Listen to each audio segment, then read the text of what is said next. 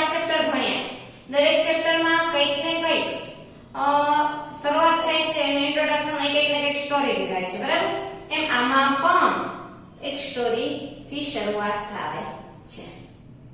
અને મિત્રો એ સ્ટોરી છે કે ભાઈ એક ગર્લ્સ એની મમ્મી, બરાબર, એક અરુણા નામની એક સ્ત્રી પોતાના ઘરે ન્યૂઝપેપર વાંચતી હતી. એ વર્તમાનપત્રમાં સમાચાર પત્રમાં વાંચતા હતી કે વાર્તા ત્યારે વાર્તામાં જોશથી બોલી કે લિબિયામાં ક્રાંતિ. ઈ જ્યારે વાંચતી હતી ત્યારે જ બાજુમાં એની છોકરી બેઠી હતી, નામ હતું પૂર્વા. એ બાજુમાં વર્ક કરતી હતી પોતાનું હોમવર્ક. તો ત્યારે એના મમ્મી બોલે કે લિબિયામાં ક્રાંતિ જોશી. ત્યારે એ પૂર્વા એના મમ્મીને એમ પૂછે છે કે મમ્મી આ ક્રાંતિ એટલે શું? લોકો શા માટે ક્રાંતિ કરતા હશે? ત્યારે અરુણા એટલે કે એના મધર એને સમજાવે છે, એના મમ્મી કહે છે કે ભાઈ ક્રાંતિ એ ત્યારે થાય કે જ્યારે લોકોની જરૂરિયાત સંતોષાય નહીં. મતલબ કે જ્યારે લોકોની જરૂરિયાત સંતોષાય નહીં અને લોકો આર્થિક રીતે ગરીબ મતલબ પાયમાલ બને ત્યારે લોકો વિરોધના ભાગ રૂપે જે ક્રાંતિ કરે છે એને કહેવાય ક્રાંતિ. એટલે વિરોધ ઉભો કરે છે એને કહેવાય ક્રાંતિ. તો પછી ના મમ્મી કહે છે કે ચાલ બેટા હું પણ તને અંગ્રેજ શાસન દરમિયાન જે આપણા ભારત ઉપર અસર થઈ હતી અને એના બાદ ભારતના લોકોએ જે વિરોધ ઉભો કર્યો હતો, જે ક્રાંતિ કરી હતી એના વિશે હું તને સમજ આપું છું. અને ત્યાંથી આપણે આ ચેપ્ટરની શરૂઆત થાય છે કે ભાઈ તે સમયે તને ભારતીય જીવનની વાત કરું. હવે જો ભારતની આર્થિક સમૃદ્ધિ, જો મિત્રો તમે જાણો છો તેમ પહેલા ચેપ્ટરને ચોથા ચેપ્ટરમાં તમે જોયું કે ભાઈ કઈ રીતે વિદેશી પ્રજા ભારતમાં વેપાર કરવા માટે આવે છે. માત્ર હોય છે વેપારી. પછી તમે ચોથા ચેપ્ટરમાં એ જોયું કે વેપારી બને છે શાસક, બરાબર? વેપારી બને છે શાસક. તમે પહેલા ચેપ્ટરમાં એ જોયું, એમાં તમે છેલ્લે અહીંયા સુધી જોયું કે ભાઈ અંગ્રેજો પ્લાસીના યુદ્ધ, એના પછી બાદમાં આવે છે બક્સરનું યુદ્ધ. આ બે વાત મુખ્ય હતી.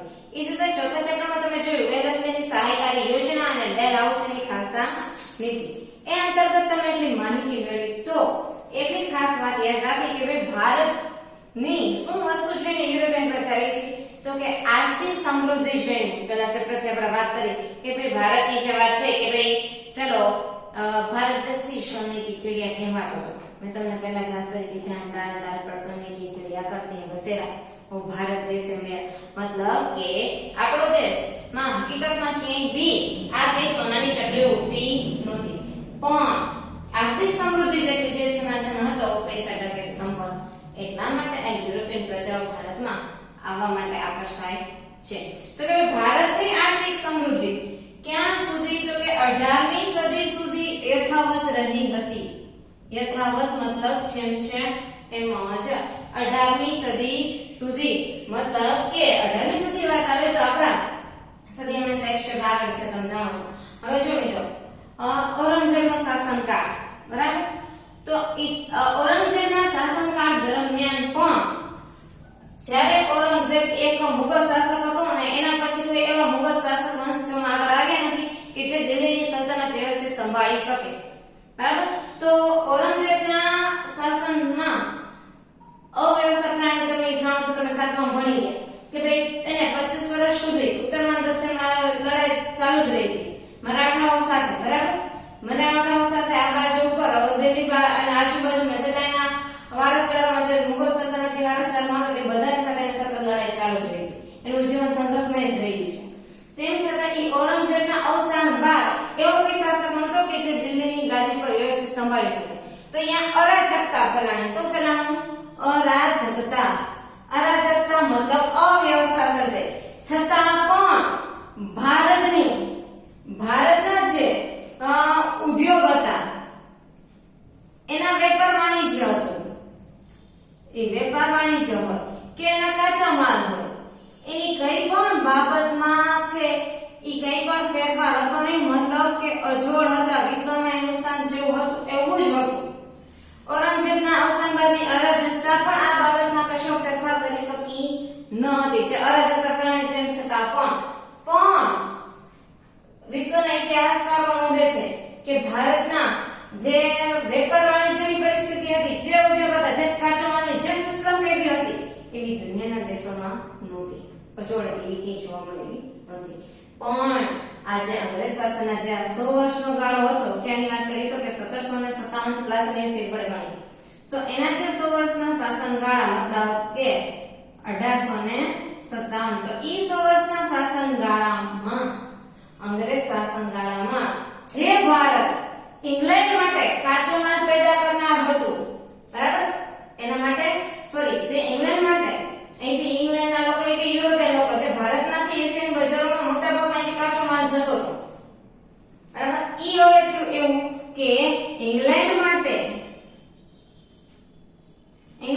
કાચો માલ પેદા કરનાર અને ઇંગ્લેન્ડમાંથી જે તૈયાર થયેલ માલ હતો બરાબર તૈયાર માલની બજાર બની ગયું કોણ તો કે ભારત એવી આર્થિક સ્થિતિ ખરાબ થઈ તો એ આર્થિક સ્થિતિમાં શું થયું એના વિશે આપણે જાણતા પહેલા એ આપણે જાણવું પડે કે ભાઈ અંગ્રેજ શાસનની બરાબર અંગ્રેજ શાસન સમયે ભારતના ખેડૂતો અને ખેતી એ આપણે પહેલા જાણવું પડે અંગ્રેજ શાસન દરમિયાન ખેતી અને ખેડૂતો અને ખેતી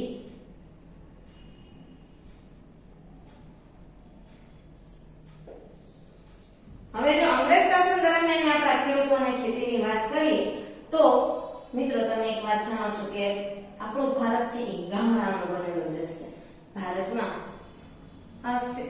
કૃષિ પ્રધાન એટલે કે ખેતી પ્રધાન દેશ છે ખેતી ઉપર નમતો આખો દેશ છે અત્યારે એટલું બધું આપણું ટેકનિકલ ઘણી બધી આગળ છે પણ પહેલા લોકોનો મુખ્ય વ્યવસાય શું હતો તો કે ખેતી ઉદ્યોગ એટલે મતલબ કે ખેતી ઉપર તો ખેતી હોય તો કાચો માલ મળે છે બરાબર અત્યાર સુધી એવું હતું કે જે ભારત દેશ કાચા માલનું હતું આખું બજાર મતલબ કે કાચો માલ એટલે શું પહેલા તમને ઉદાહરણ આપું જેમ કે ખાંડ બનાવી કે ગોળ બનાવી તેનો કાચો માલ શું થાય શેરડી બરાબર એ જ રીતે સુતરા કાપડ હોય તો એનો કાચો માલ શું થાય કપાસ તો ખેતી તો મળે છે હવે વાત કરીએ તો કે ભાઈ 1757 પ્લાસીનું યુદ્ધ 1764 બક્સરનું યુદ્ધ બક્સરના યુદ્ધ બાદ છે મિર્ઝાફર દિલ્હીની ગાદી પર આવે છે એના એક જ વર્ષની તરત જ મૃત્યુ બાદ છે રોબર્ટ ક્લાઇવ મકવાણો રાજા બની બેસે છે એ સમયે તમને ખબર છે કે ભાઈ દિલ્હીના બાદશાહ એ છે એ અંગ્રેજોને બક્સરના યુદ્ધ બાદ બંગાળ બિહાર અને ઓડિશા ક્યાંમાં તો કે બંગાળ બિહાર અને ઓડિશા આ ત્રણેય જગ્યાએ દીવાની સત્તા મતલબ કે મહેસૂલ ઉઘરાવવાની મહેસૂલ સત્તા આપે છે હવે જો અત્યાર સુધી તમને મેં પહેલા ચેપ્ટરમાં જ્યારે આપણે વાત થઈ ગઈ આપણે કે ભાઈ અંગ્રેજો છે ભારતમાં વેપાર કરવા જાય છે ભાઈ ઔરંગઝેબના સમયગાળા પછી ફરુખશેર જ્યારે બંગાળની વખતનો જે શાસક હોય છે એના સમયમાં એ લોકોને બંગાળમાં કરમુક્ત વેપાર કરવાની છૂટ થાય છે એના પરિણામે પ્લાસી યુદ્ધ ઉભું રહે છે આ બધી ઘટનાથી તમે વાકેફ છો બરાબર પણ હવે તો મહેસૂલ સત્તા એટલે કે એક તો મફતનો વેપાર કરવાનો અને બીજી જગ્યાએ જેને મહેસૂલ એટલે ટેક્સ ઉઘરાવવાની સત્તા એના હાથમાં આવી ગઈ કયા ત્રણ પ્રદેશમાં બંગાળ બિહાર અને ઓરિસ્સા આ ત્રણ જગ્યાએ અંગ્રેજોને કરમુક્ત વેપાર કરવાની સત્તા મહેસૂલ ઉઘરાવવાની સત્તા મળી કરમુક્ત સત્તા તો હતી જ પણ હવે કેવી સત્તા મળી ગઈ મહેસૂલ ઉઘરાવવાની સત્તા એટલે હવે અંગ્રેજોને શું થઈ ગયું કે આવક વધુ ને વધુ કેમ મેળવવી એ લાલચે એ આવક વધારવા માટે બરાબર એ વિશાળ એને મોકળું મેદાન મળી ગયું આ ઉપરાંત હવે વાત આવે આવક ઉઘરાવવાની જો અત્યાર સુધી ભારતની પ્રજા માત્ર રાજાને જ મુખ્ય હતી એમાં રાજા અને પ્રજા બે છે બરાબર રાજા શાસન કરે અને પ્રજાનો પ્રજા છે એ પોતાના મહેસૂલ રાજાને પડતી હવે રાજા હતો તેની પ્રજાને પોતાના બાળક સમાન માનીને જ્યારે કઈ બી પરિસ્થિતિ હોય રાજા એ રીતે વર્તન કરતો ત્યારે જ એની પ્રજા રાજાને ભગવાન માનતી અને હવે આ મહેસૂલ સત્તા થયા હવે થયું એવું કે રાજા ખાલી કેવો રહ્યો નામનો રાજા બરાબર શાસન કોણ કરે તો કે રાજા અને મહેસૂલ કોણ ઉઘરાવે તો કે અંગ્રેજો એટલે એક સત્તા આની બીજી આની એમ બંગાળ બિહાર અને ઓરિસ્સામાં બે સત્તા ચાલે છે જેને કહેવાય છે દ્વિમુખી શાસન પદ્ધતિ જેના કારણે પ્રજાના જે કે પણ પરિસ્થિતિ રાજા સમજી શકતો હતો પણ આ અંગ્રેજો સમજી શકતા નહીં ઈ કોઈ પણ ભોગે સમય થાય એટલે આવીને મહેસૂલ ઉઘરાવવા ઉભા રહી જતા હતા હવે વાત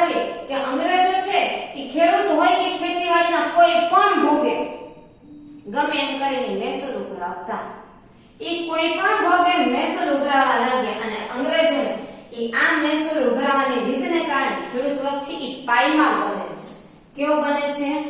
પાયમાલ. પાયમાલ મતલબ ગરીબ બને છે. આમાં થાય એવું કે ભાઈ ઘણીવાર ખેડૂતો છે ને ટેક્સ ભરવાનો, એટલે કે એ શું કરશે કે પોતાના મહેસૂલ ભરવો હોય તો ઘણીવાર એવું જોઈએ કે જરૂર નથી કે દર વર્ષે સારો જ પાક થાય, બરાબર, તો એ રકમ ભરી શકે. તો થયું એવું કે બંગાળમાં 1770 માં ભયંકર દુકાળ પડ્યો. દારૂ એટલે ભયંકર, અને એવામાં મહેસૂલ ઉઘરાવવાનું અંગ્રેજો ચાલુ રાખે છે.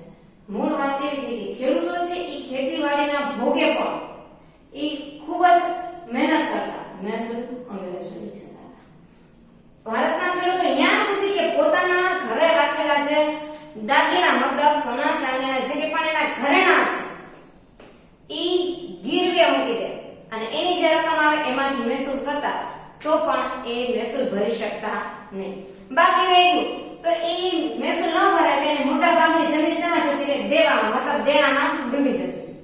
ઘણીવાર ખેડૂતો એવું કરે કે પોતાની જમીનને બચાવવા માટે સાહુકારોની વ્યાજ પ્રમાણ ઉભો કરે, એટલે મતલબ કે એવા કોઈ મોટા વેચાણ એને રકમ આપતા પૈસા સાહુકાર એની પાસેથી રકમ લે, વ્યાજ આપે છે, અને એ કોને ભરે? ટેક્સ.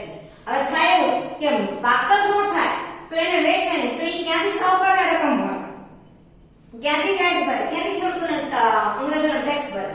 આ પરિસ્થિતિને કારણે અંગ્રેજોના આ મહેસૂલ નીતિને કારણે થયું એવું કે ખેડૂતો પાસેથી જે કે પણ એની જમીન હતી એ પણ દેણામાં જતી રહેતી હતી, ડૂબી જતી હતી, એની પાસે કશું જ રહેતું નહીં.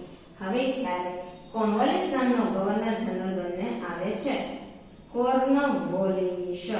હવે જો મિત્રો, ભારતમાં ગવર્નર જનરલનું પદ ક્યારથી ચાલુ થઈ શકે? તો કે 1773 થી નિયામક ધારા બાદ, બરાબર, નિયામક ધારા બાદ 1773 થી એ ગવર્નર જનરલનું પદ થાય છે. સૌથી પહેલા ગવર્નર જનરલ બને છે એ છે કે વોરન હેસ્ટિંગ્સ, એ ભારતનો પ્રથમ ગવર્નર જનરલ બને છે.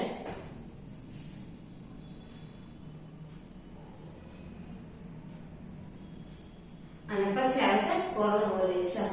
હવે 1773 થી વાત કરી, બરાબર, અને પછી વોરન હેસ્ટિંગ્સ પછી ગવર્નર જનરલ બનવું કોણ આવે છે? કોર્નવાલિસ. કોર્નવાલિસ બે વાર આવે છે ગવર્નર જનરલ. હવે જ્યારે કોર્નવાલિસના વખતની વાત થાય છે, આના વખતે તો પછી આગળ આવશે સમાજનો બધો વખત થાય છે. કોર્નવાલિસ જ્યારે ગવર્નર જનરલ બનીને આવે છે ત્યારે એને આ ખેડૂતો પાસેથી રકમ મેળવવા માટે, કારણ કે ખેડૂતોની ખેતીવાડી તો ભાંગી પડી હતી, બરાબર, મતલબ કે સહયોગકારો વ્યાજ પ્રથાનો ભોગ બને છતાં પણ એ મહેસૂલ ચૂકવી શકતા નહોતા. આવી પરિસ્થિતિમાં તમને ખબર છે, મેં વાત કરી કે 1770 માં ભયંકર દુકાળ પડ્યો. આ દુકાળ પડ્યો મતલબ કે પાક થાય ને અત્યારની જેવી સુવિધા નહોતી કે ભાઈ ચાલો વરસાદ નથી તો કૃત્રિમ સિંચાઈની પદ્ધતિથી પણ પાક તૈયાર કરી શકાય, પણ પહેલા એવી સુવિધા નહોતી, જેને પરિણામે ખેડૂતો છે એની હાલત અત્યંત દયાજનક બની. અને એમાં કોર્નવાલિસ જ્યારે ગવર્નર જનરલ બનીને આવ્યો ત્યારે એને કાયમી જમાબંધી નામની એક મહેસૂલ નીતિ અમલમાં મૂકી. આ મહેસૂલ પદ્ધતિ છે શું? તો કે એ મહેસૂલ પદ્ધતિ મુજબ અંગ્રેજો છે ઈ પોતાની પડકે એને દર વર્ષ માટે એક મહેસૂલની રકમ નક્કી કરી કે દર વર્ષે આટલો મહેસૂલ લેવો. એ મહેસૂલની રકમ નિશ્ચિત કરી અને દર વર્ષે એટલો મહેસૂલ ઉઘરાવ્યો. પણ એ મહેસૂલ ઉઘરાવવાનું કામ કોને સોંપવામાં આવતું હતું? તો કે જમીનદારોને. કારણ કે જમીનદારો પાસે કોની? તો કે ખેડૂતોની જમીન ગીરવે છે, બરાબર. તો અંગ્રેજોએ કાયમી એક પોતાને સપોર્ટ કરી શકે એવો નિશ્ચિત વર્ગ ઉભો કર્યો, અને નિશ્ચિત વર્ગ હતો એ જમીનદાર. અને એને કીધું કે ભાઈ દર વર્ષે તમારે અમુક નિશ્ચિત રકમ ખેડૂતો પાસે જઈને ટેક્સના રૂપે ઉઘરાઈ આવવાની, એમાંથી તમારે અમને આટલું આપી દેવાનું, બાકી વધી પાછળ તમારું. હા, હવે થાય એવું મતલબ કે અંગ્રેજો શું કર્યું? પોતે તો કઈ જવાના નથી મહેસૂલ ઉઘરાવવા, છાતા કોણ મોકલશે? ભારતના જમીનદારો હશે, ભારતના ખેડૂતો પાસે જઈને બળજબરી ગમી ગઈ મહેસૂલ ઉઘરાઈ આવશે, અને પોતાના ભાગની એને મળે છે, પોતે કામ કરવાના એટલે પોતે રકમ રાખશે, બાકી જે નિશ્ચિત રકમ છે અંગ્રેજો નાખી દે. અંગ્રેજોનું શું થયું? દર વર્ષે નિશ્ચિત રકમ મળી રહેતી, જ્યારે ટેક્સ ઉઘરાવવાનું કામ કોણ કરતા? જમીનદાર. એટલે એને એક એવો વર્ગ ઉભો કર્યો છે કાયમ એને સપોર્ટ કરે, કાયમ સપોર્ટ કરે, એક એવો વર્ગ ઉભો કર્યો, અને એ વર્ગ એટલે જમીનદાર. મતલબ કે જમીનના કાયમી હક કોને આપ્યા? જમીનદારો. ટેક્સ કોને રાખે? તો કે અંગ્રેજો. બાકી રકમ એટલે અંગ્રેજોને નિશ્ચિત રકમ મળી રહી.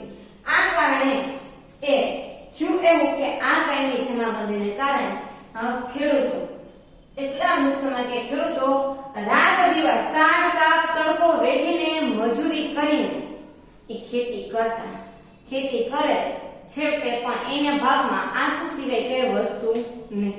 કારણ કે જમીનના કાયમી કોની પાસે હતા? જમીનદાર. કારણ કે જમીનદારો પાસે વ્યાજે રકમ લીધો કે આ ટેક્સ ભરવા લીધો એ ભરી ના શક્યો, એટલે જમીનો શેમાં જતી રહી? આ લોકો જમીનદારના મૂળ હક કોના પાસે હતા? જમીનદાર. આ ભયંકર દુકાળ પડે અને એના પરિણામે આ પરિસ્થિતિ સર્જાય. એમે કોર્નવોલિસે કાયમી જમાબંધી નામની આ શરૂ કરી.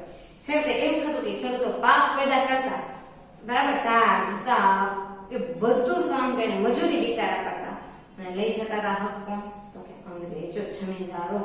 કારણ કે જમીનદારો કોને સપોર્ટ કરતા? અંગ્રેજોને. બરાબર. આજે પણ આપણે ઘણા બધા ટેક્સ ભરીએ છીએ પણ આ પ્રકારનું છે નહીં. એક તો કે આ કાયમી જમાબંધીને લીધે અંગ્રેજો પ્રત્યે આપણને વિરોધ ઉભો થયો, તો કે હા, વિરોધ ઉભો થયો. હવે વાત કરીએ તો કે સમાજ જીવનને લાગ્યું ગ્રહણ.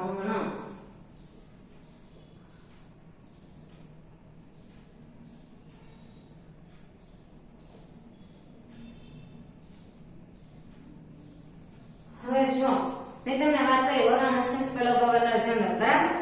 હવે વોરન હેસ્ટિંગ્સના સમયમાં એ 1773 માં આવ્યો, બરાબર. 1764 માં બક્સરનું યુદ્ધ તમને ખબર છે. 1765 માં રોબર્ટ ક્લાઇવ બંગાળનો રાજા બને છે. હવે અહીંથી વોરન હેસ્ટિંગ્સની વાત કરીએ તો એના સમયમાં પોતે ગવર્નર જનરલ બન્યો, બરાબર. એને મુખ્ય કયું રાખ્યું? તો કે બંગાળ. એના નીચે મુંબઈ અને ચેન્નઈના ગવર્નર એને નીચે રાખ્યું નિયમક ધારો આગળ તમને નવમામાં સમજવામાં આવશે ત્યારે હું ડીપમાં સમજાવીશ. જે મુજબ કે ભાઈ વોરન હેસ્ટિંગ્સ ગવર્નર જનરલ બનીને આવે છે ત્યારે એ મહેસૂલ ઉઘરાવવાનું કામ છે. જો વોરન હેસ્ટિંગ્સ પછી કોર્નવોલિસ આવે છે, બરાબર. પણ તમારે જે સમજૂતીમાં આવે છે, સમજૂતીમાં કોર્નવોલિસનું ટોપિક પહેલા આવે એટલે મેં તમને કીધું. કોર્નવોલિસ બીજી વાર પણ આવે છે, 1 વર્ષ માટે ગવર્નર જનરલ બને, પણ એનું જાજો શાસન હોતું નથી. હવે વોરન હેસ્ટિંગ્સના સમયમાં મહેસૂલ ઉઘરાવવાનું કામ કરતા હતા. એ કોણ કરતા હતા? તો કે કલેક્ટર. આના સમયમાં તો કે કાયમી જમાબંધીથી કોને આપ્યું? તો કે આને શાસન આપ્યું. કોને? તો કે જમીનદારોને. હવે આપણે આની વાત કરીએ તો વોરન હેસ્ટિંગ્સના સમયમાં એ મહેસૂલ ઉઘરાવવાનું કામ કલેક્ટર કરતા હતા. હવે આ જ કલેક્ટર એ ન્યાયાધીશનું પણ કામ કરવા લાગે છે. ન્યાયાધીશ મતલબ જજ.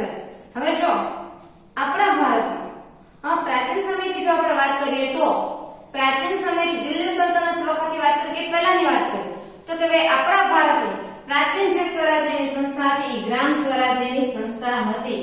એ ગ્રામ સ્વરાજ્યની સંસ્થા એ હતી ગ્રામ પંચાયત. તમે જાણો છો આ ગ્રામ પંચાયતના 5 દ્વારા જ નિયમન કામ કરે. આ આપણી પુરાણી પ્રથા છે, આપણા ભારતની કરોડરજ્જુ સમાન હતી. પણ આ કલેક્ટરની પદ્ધતિને કારણે એ ન્યાયપણ કામ કરતા, જેને કારણે આપણે આ ગ્રામ પંચાયતની જે ગ્રામ સ્વરાજ્યની જે પુરાણી પ્રથા હતી એ નાશ પામી. કારણ કે ન્યાયપણ કામ આ લોકો મંડા કરવા. નતર પહેલા એવું હતું કે ગામડામાં, ભારતના ઘણા ગામડામાં ત્યાં સુધી કે દિલ્હી સલ્તનતના આક્રમણો, મુઘલ આક્રમણો કે આરબો કોઈ બી આક્રમણ સમયે આપણે આ પ્રથા નાશ નહોતી પામી, પણ આ અંગ્રેજ શાસનકાળ દરમિયાન નાશ પામી, જે આપણી કરોડરજ્જુ સમાન હતી. કારણ કે આ કલેક્ટરો ન્યાયપણ કરી દીધું કારણ શરૂ. નહીતર આપણે એવું કહેવાતું કે જે પંચના સભ્યો, સરપંચ ને બધા એ પંચ પરમેશ્વર કહેવાતા. એને જે નિર્ણય બધો જ વહીવટ્યો કે ન્યાયનો સગળો વહીવટ એ બધું કોના હાથમાં હતો? ગ્રામ પંચાયતના. પણ આના આવાથી આ પ્રથા થઈ ગઈ બંધ. બરાબર. એટલે ભારતના સમાજ જીવન ઉપર એક આ અસર પડે છે, કારણ કે વહીવટમાં એવા બધામાં દખલગીરી થાય છે. આ ઉપરાંત અંગ્રેજો છે એ આપણા ભારતના રેલવે અને લશ્કરોમાં એ આપણી સામાજિક વ્યવસ્થાની અવગણના કરે છે. સામાજિક વ્યવસ્થાની અવગણના ઇગ્નોર કરે છે. મતલબ કઈ રીતે? જો આપણા ભારત દેશમાં પહેલા એવું હતી પ્રથા કે છૂવાછૂતનો ભેદભાવ, તો અમે ઊંચી જ્ઞાતિ, તમે નીચી જ્ઞાતિ, તમે ઊંચી જ્ઞાતિ, અમે નીચી જ્ઞાતિ, એકબીજાને અડી તો અભડાય છે, આપણ છે કે બહુ પ્રથા હતી. બરાબર. અને એ બી હતી કે બે લશ્કરમાં અને કોઈ પણ ઓલામાં જે દરિયાની પાર કોઈ ન જાય, જો દરિયો વટે તો એને નાક બહાર કાઢી મૂકવામાં આવે. આવી અમુક રૂઢિચુસ્ત ધાર્મિક માન્યતાઓ હતી. એવું કોઈ હોય નહીં હો, પણ આ તો ભારતીય સમાજની એવી પ્રાચીન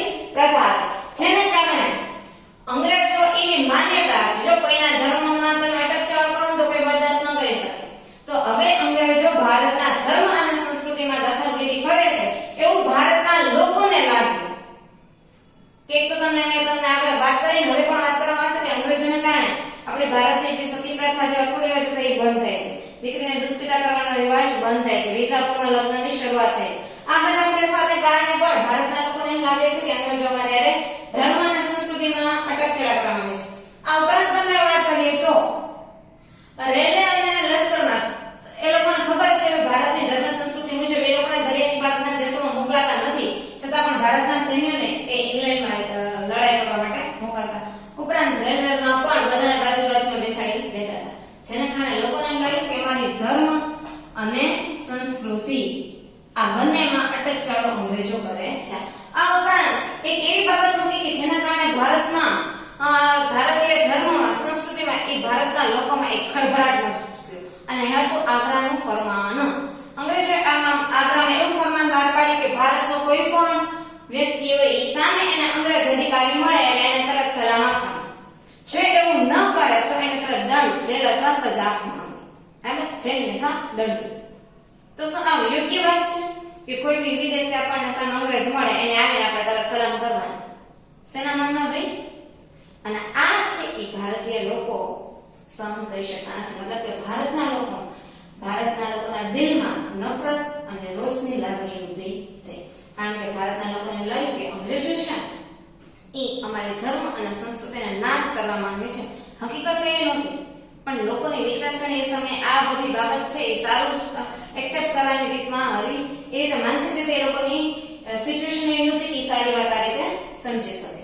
અને લોકોને એમ લાગ્યું કે અમારા ધર્મ અને સંસ્કૃતિને નાશ કરવા માંગે છે, જેને પરિણામે આગ્રાના ફરમાનથી લોકોમાં ખળભળાટ મચી ચૂક્યો હતો. આ પણ તમને બીજી વાત કરીએ તો આગળ આવશે કે અંગ્રેજો છે એ ભારતના લોકોને યુવાનોને તમને આગળ આવશે ભણવામાં કે અંગ્રેજોએ અંગ્રેજી શિક્ષણની શરૂઆત કરે છે, જેના પરિણામે ભારતના લોકોને એમ લાગે છે કે એ લોકો અંગ્રેજો છે ફરજિયાત અમારા બાળકોને એની જેમ ખ્રિસ્તી ધર્મ સ્વીકાર નાખશે, કારણ કે એના બધું વર્તન જોઈને એમ લાગ્યું સલામ કરો ને આ બધું કરું તો ભારતના લોકોને એમ લાગ્યું કે અમારો હિન્દુ ધર્મ અમારી સંસ્કૃતિ આ નાશ કરી નાખશે, અને નક્કી બળજબરી પૂર્વક અમને એનો ખ્રિસ્તી ધર્મ સ્વીકારવા માટે આવા બધા ફેનફતુર કરે છે. બરાબર. હવે એના પછી વાત છે કે ભારતીય વેપાર ઉપર શું અસર થઈ? તો કે ભારતીય વેપાર અને ઉદ્યોગોનો વિનાશ.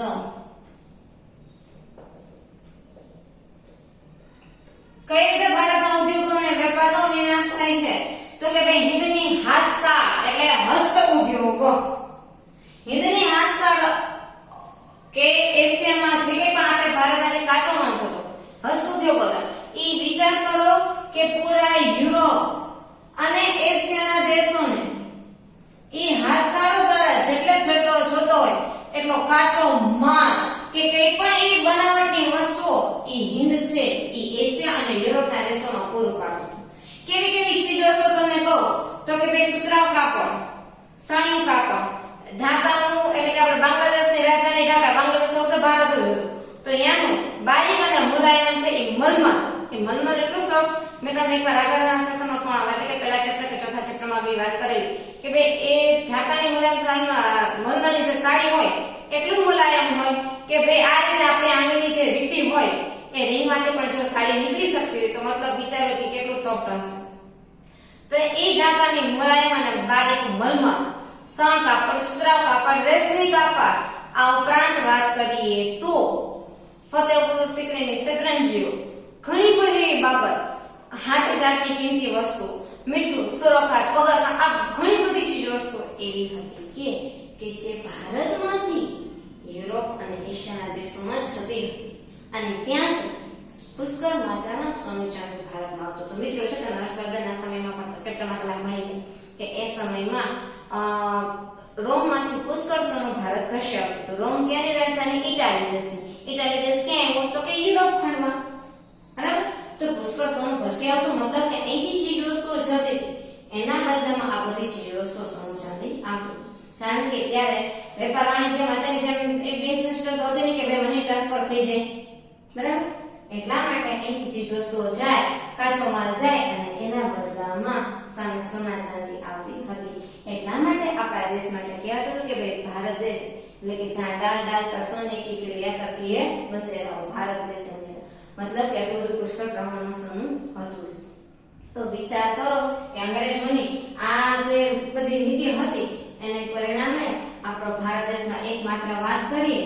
તો બંગાળમાંથી જ. આ અંગ્રેજોના શાસનમાં, કારણ કે અંગ્રેજોના ખાસ કરીને યુરોપ ખંડની વાત કરીએ તો કે 1750 થી 1850 માં ત્યાં ઔદ્યોગિક ક્રાંતિ થઈ હતી. ઔદ્યોગિક ક્રાંતિ મતલબ શું? તો કે ઉદ્યોગને લગતા જે કે પણ મશીનરી ટૂલ્સ છે એ બધાની શોધખોળ સંશોધન એ સમયે યુરોપ ખંડમાં થયેલી હતી. 1750 થી 1850 એ 100 વર્ષના શાસનગાળામાં. અને એ ઔદ્યોગિક ક્રાંતિ માટે પહેલા ઉદ્યોગના ટૂલ્સ ને બધું બની ચૂક્યું, તો એના માટે કાચો માલ જોઈએ. કાચો માલ જોઈએ એટલે એશિયાના દેશોમાં આવે, અને એમાં આપણા ભારતને પકડેલું.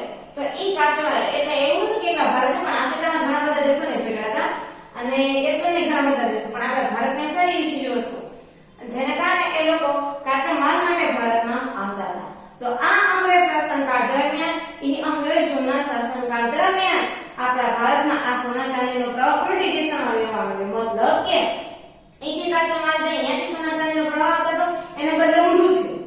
સોના ચાંદી અહીંથી અહીંયા જવા માંડ્યું, સાથે કાચો માલ પણ જાય, અને કાચો માલ છે એ તૈયાર થઈને મેડ ઇન ઇંગ્લેન્ડના નામે ભારતમાં આવતો હતો.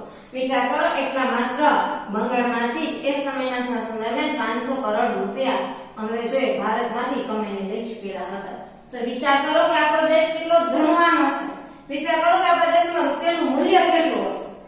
બરાબર? આ આપણું જાણવા વિશેનો તમારા ટોપિકમાં તમારા ચેપ્ટરમાં છે, એ તમે જાણીને જાતે સોલ્વ કરજો. બરાબર?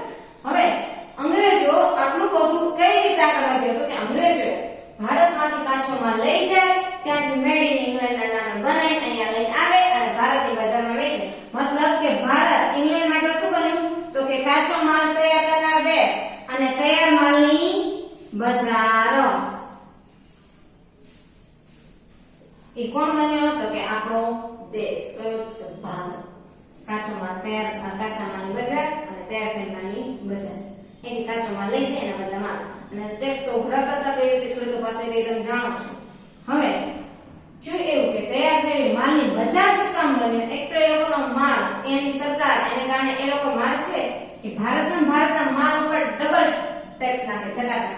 જ્યારે ઇંગ્લેન્ડથી તૈયાર થયેલું જે માલ હતો એના ઉપર છે એ સાવ ટેક્સ મુક્ત. બરાબર? અને ભારતનો જે માલ હતો એના પર 80% જેટલો ટેક્સ નાખવામાં આવ્યો, અને ત્યાંથી જે આવતો તો ઈ કર મુક્ત. મતલબ કે ત્યાંનો માલ દર લોકોને સસ્તો જ પડે, કારણ કે ભારતના વેપારીને 80% જેટલો ટેક્સ નાખે. બરાબર? માની લો સપોઝ કે એક માલ પર 20 કે 25 રૂપિયાની, પણ એમાં 80% જેટલી જકાત નાખો. બરાબર? 25 રૂપિયાની 80% જેટલી જકાત નાખો એટલે માની લો કે આને 25 ને બદલે હું મારા 20 રૂપિયા પણ ભેગા ગણી લો, તો હું આ 40 કે 45 માં વેચું, અને આ હોય ઈથી પણ સાવ અડધી કિંમત. અને એ લોકો છે ઈ કર મુક્ત વેચે, એટલે કે ત્યાંથી જે માલ આવતો તે સાવ ટેક્સ વગર, એટલે મૂળ ને મૂળ રકમમાં જ. તો 25 રૂપિયામાં એમઆરપી લખ્યું એ લોકો આપી દે, કદાચ 20 માં આપી દે હોલસેલ ભાવ, તો પણ એનો માલ વેચાય અને ભારતના લોકોનો વેચાય નહીં. જેના પરિણામે ભારતના ગૃહ ઉદ્યોગ ધંધા છે એ પડી ભાંગે છે. એવું તો ઘણું બધું. બરાબર? કહ્યું તો કે કાચનો ઉદ્યોગ, વાહન ભાંગવાનો ઉદ્યોગ, આ ઉપરાંત કારીગરો પાસેથી જે કાપડ ઉદ્યોગ હતા, જે કારીગર પેલા હાથમાં મળતા, હવે એ ત્યાં ઔદ્યોગિક ક્રાંતિ દરમિયાન એવા સરસ મજાના સંચાલન, એવા ટૂલ્સ થઈ ગયા કે જે માણસનું કામ એક માત્ર ખાલી મશીન કરી લેતા હતા. તો ત્યાંથી તૈયાર થયેલો માલ હતો, જેને કારણે ભારતના જે વેપારો હોય, વેપાર ઉદ્યોગ હોય, એ વાહન બનાવવાના હોય, એ કાચના હોય, એ કાપડના ઉદ્યોગ હોય, આ ઉપરાંત તમને કદાચ કહું તો એવી ઘણા બધા હસ્ત ઉદ્યોગો એ બધા પડી ભાંગ્યા. તો એ કારીગર વર્ગ બન્યો બેકાર. કારીગર વર્ગ બેકાર બને છે, કારણ કે હસ્ત ઉદ્યોગ છે પડી ભાંગે છે. બરાબર? વેપારીઓ બન્યા બેકાર, કારણ કે એનો વસ્તુ વેચાતી નથી. ઉપરાંત ખેડૂતો બન્યા પાયમાલ. આ બધા કારણે ભારત